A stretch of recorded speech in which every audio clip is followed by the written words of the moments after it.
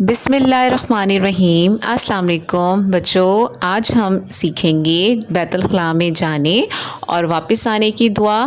तो आपने इस लेक्चर को मिस नहीं करना और पूरा देखना है।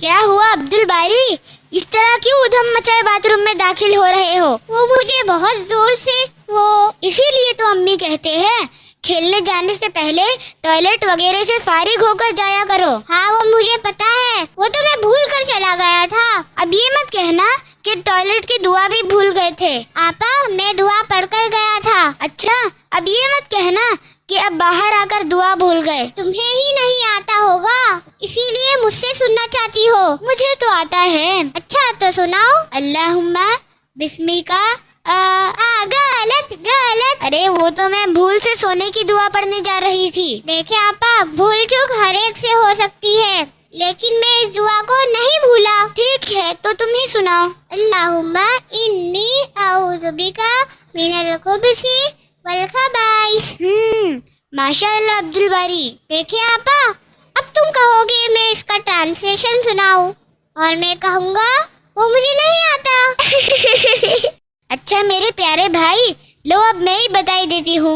हम इस दुआ में कहते हैं, ए अल्लाह मैं तेरी पनाह चाहता हूँ हर तरह के खबीस शैतान से। अच्छा ऐसा क्यों? क्योंकि टॉयलेट या दूसरे ऐसे जगह गंदे होते हैं और गंदी जगह शैतान होते हैं।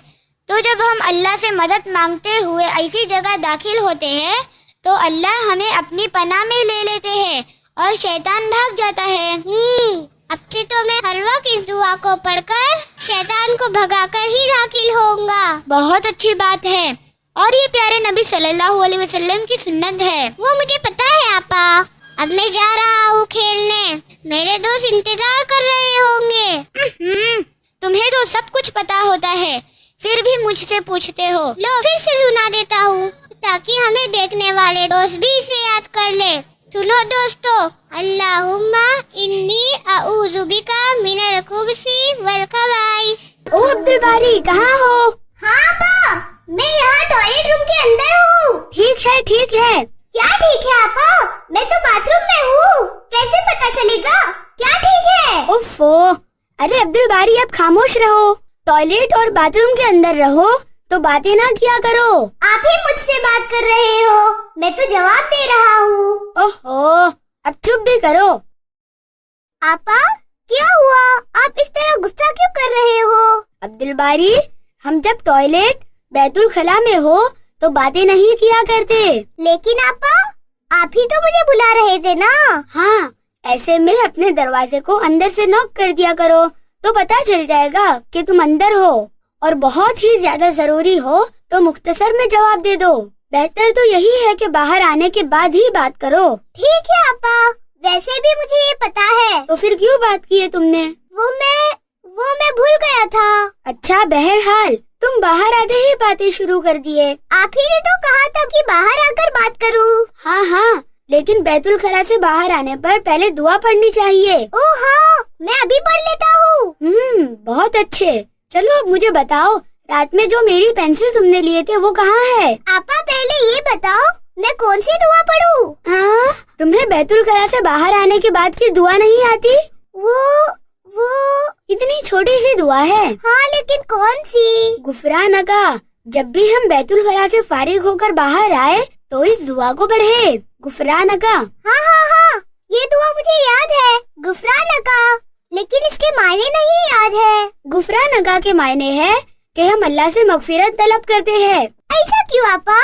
दरअसल बैतुल खला और बाथरूम ऐसी जगह होती है जहाँ पर गंदगी रहती है और हम वहाँ अल्लाह का नाम जबान से कहकर नहीं लेते, और हो सकता है हमारे दिमाग में छोटे मोटे बुरे वसवसे भी आए। इसीलिए हम बाहर आते ही अल्लाह से मगफिरत तलब करते हैं कि हम वहाँ अल्लाह का नाम नहीं ले पा रहे थे और दोबारा अल्लाह को याद करने लगते हैं। अच्छा, ये तो बहुत अच्छी बात है कि हम हर काम से पहले और बाद में भी अल्लाह को याद करें। तब तो मैं इसे वापस पढ़ता हूँ, गुफरानका। आप सब बच्चे अपनी स्टूडेंट बुक खोल लें اور اسٹوڈنٹ بک سے اب ہم کریں گے سوال نمبر 4 اور 5. تو سب بچوں نے اسے توجہ کے ساتھ سننا ہے. سوال نمبر 4 دیکھیں, سب تعریفیں کس کے لیے ہیں؟ سب تعریفیں کس کے لیے ہیں؟